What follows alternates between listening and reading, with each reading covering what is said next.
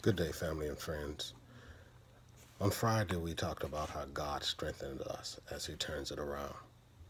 So today, we're going to talk about the second point. God searched Elijah. So God searches us. And let me explain something. We think of search as looking to find something, but I'm utilizing the word search to mean God checked us. God checks us when He's turning around. 1 Kings 9 through 14. There he went into a cave and he spent the night. And the word of the Lord came to him, and it said, "What are you doing, Elijah?" He replied, "I've been very zealous for the Lord Almighty. The Israelites have rejected your covenant, broken down your altars, and put your prophets to death with the sword." And Elijah gets on his pity party and he says, "Lord, I'm the only one left, and now they're trying to kill me too." In these particular verses, the prophet's pouring it on thick, throwing a pity party. Woe is me. I can't do it, Father. And they're trying to kill me on top of this. Now, keep in mind, the Lord has just strengthened him. The Lord has just provided from him. And here he is, dying and out, singing the blues. Woe is me. He has a serious case of that can't help it.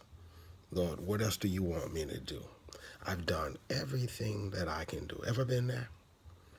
Ever felt you have reached the end of your rope? You've exhausted all means. You just don't know what to do. Sometimes God has to remind us who is in control of our lives. And therefore he searches us. He checks us. Elijah is exposing all of his weaknesses to the Lord, his faithfulness. And just like us, just like the church, we get weary, worn, and just tired. And we feel that woe is me.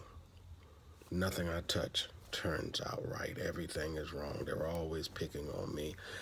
I have a target on my back. And God has to search Elijah. He searches us and he shows Elijah who's in control. And so the Lord shakes the mountain with a mighty wind.